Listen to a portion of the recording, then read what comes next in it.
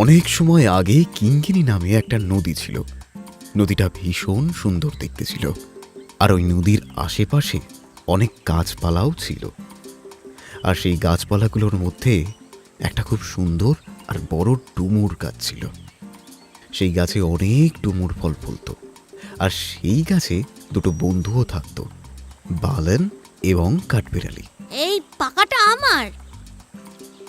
আচ্ছা ঠিক আছে, তাহলে তুই খা এটা। বাহ, এই ডুমুরগুলো কি সুন্দর মিষ্টি তো। এই ডুমুরগুলো খুব মিষ্টি। আমিও পেয়েছি।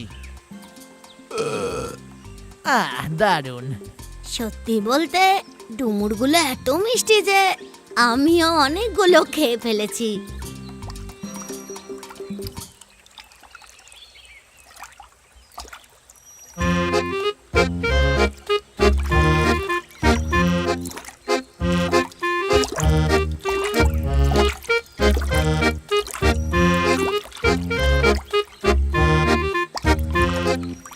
আমাকেও ডুমুর দেবে নাকি?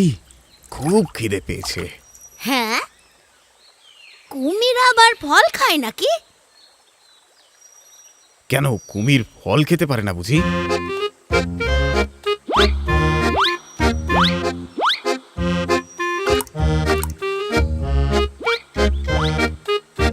ভায়া, ফলগুলো খুব মিষ্টি, আর কয়েকটা পাওয়া যাবে? হ্যাঁ হ্যাঁ, খাও খাও, পেট ভরে খাও ভালো করে। আহা, ধন্যবাদ বন্ধু, আমার পেট ভরে গেছে, এবার আমি আসি। হ্যাঁ ঠিক আছে, কিন্তু তোমার নাম কি? মুরক্কান আমার নাম। আর তোমার নাম কি? আমার নাম বালন, আর এর নাম হলো কান্নান। ঠিক আছে বন্ধুগণ, আবার দেখা হবে। হ্যাঁ বন্ধু, এসো। কুমির? ও আচ্ছা, তুই কি ওকে চিনিস? আচ্ছা, ওর সঙ্গে বন্ধুত্ব করা কি ঠিক হবে? তুই এরকম বলছিস কেন? এই কুমিরটা খুব ভালো। বেচারা, ও হলো একটা কুমির, আর ও সুযোগ পেলেই সবাইকে খেয়ে ফেলতে পারে, বুঝলি তুই? ও আমাদের দুজনকেও খেয়ে ফেলবে। আমাদের ওর থেকে দূরে থাকা উচিত।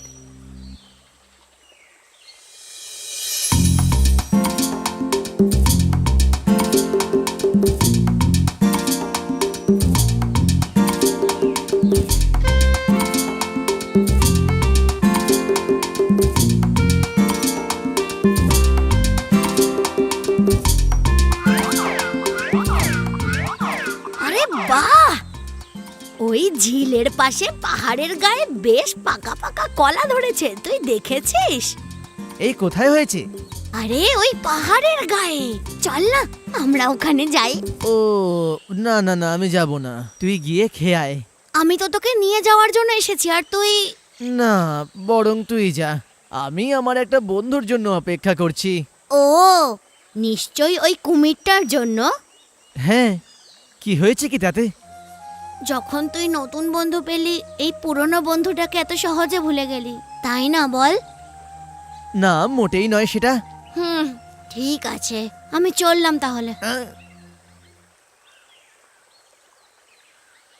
কিঙ্গিনি নদীর ঠিক উল্টো পারে একটা কুমির বাস করত, যার নাম ছিল মুরকান।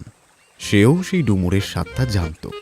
সে ডুমুর খেতে খুব ভালোবাসত, আর সেই ডুমুর খেতে সেই কুমিরটা রোজ সাঁতার কেটে আসতো। ওই কুমিরটা তো এখনো এসে পৌঁছলো না, এখানে আর কতক্ষণ বসে থাকবো?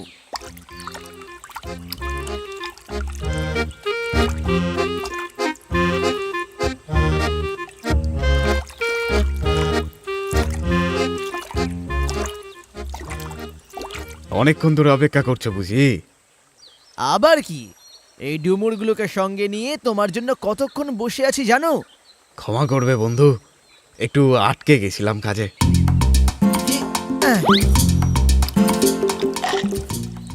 ভাই, কি মিষ্টি! আরে খাও খাও, তোমার জন্য অনেক আছে।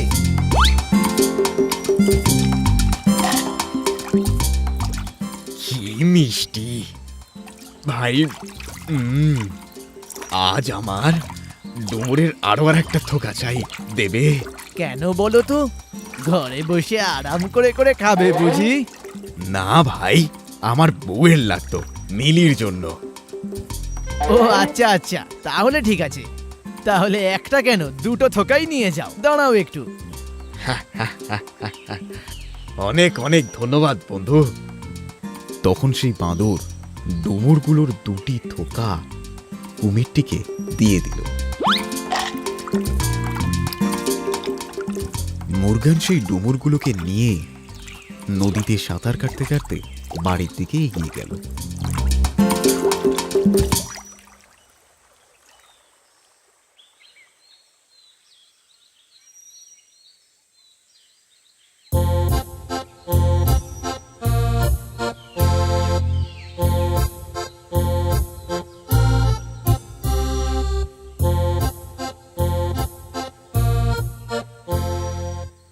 মিলি, এই দেখো, তোমার জন্য আমি কি এনেছি। ডুমুরের থোকা, খেয়ে দেখো একবার। এই ফলগুলো কি মিষ্টি, তাই না? আমাকে আমার একটা বন্ধু দিয়েছে, ওয়ালান। ওয়ালান বাঁদর। বাঁদরটা সারাক্ষণ এই ডুমুরটাই খায়। হ্যাঁ, এই ফলগুলোই যদি এত মিষ্টি হয়, তাহলে যে বাঁদরটা রোজ দিন এগুলো খায় তার হৃৎপিণ্ডটা কত মিষ্টি হবে? ওটা এত মিষ্টি হবে যেন মধু। মিলি, ওটা আমার বন্ধু হয়, এই কারণেই ও আমাকে এতগুলো ডুমুর পেড়ে দিয়েছে। সেসব ঠিক আছে, কিন্তু আমার ওই বাঁদরটার হৃৎপিণ্ড চাই। কিন্তু এটা আমি কি করে করবো মিলি? ও, তাহলে তুমি তোমার বউকে এরকম ভাবে বলবে? যাও, আমি তোমার সঙ্গে কথা বলবো না। মোরকান মিলির কথাগুলো শুনে খুব কষ্ট পেয়ে ওই গাছের দিকেই এগিয়ে চলল। বাঁদরকে এখানে নিয়ে আসতে কিছু একটা ফোন দিয়ে আঁটতে হবে আমায়।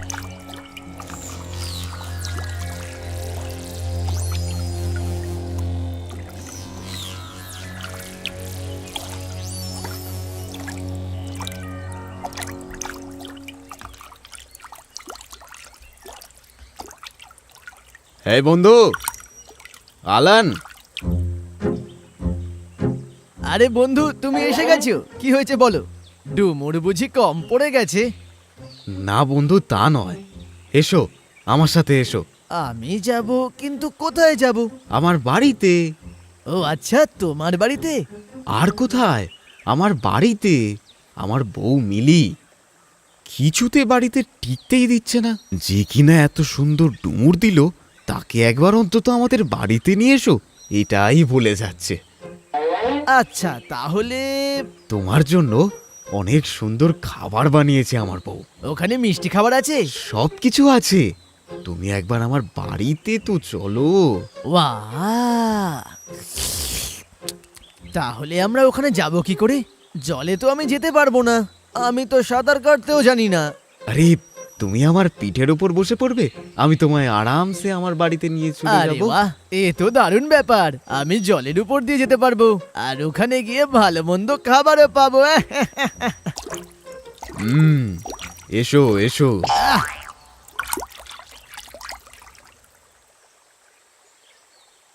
তারপর মুরকান বাঁদর বন্ধুটিকে নিজের পিঠের ওপর বসালো, আর তারপর নিজের বাড়ির দিকে চলতে শুরু করলো।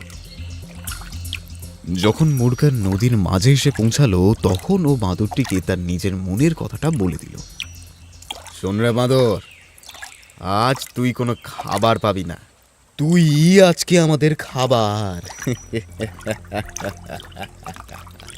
আরে, তুমি এগুলো কি বলছো ভাই?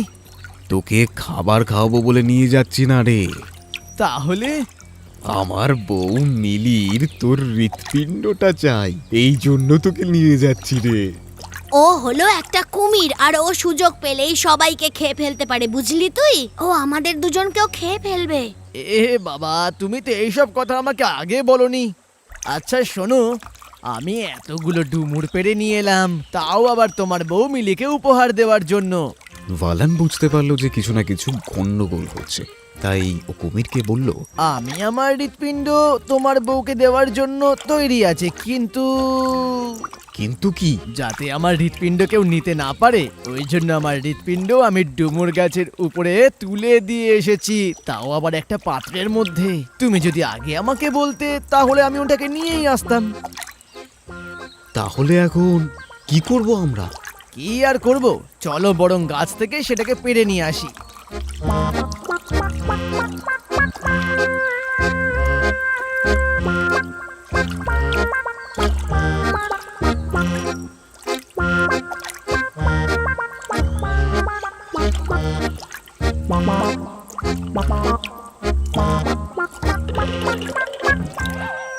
আরে ও দুষ্টু কুমির, তুমি মোটেই আমার বন্ধু নও, তুমি হলে আমার শত্রু।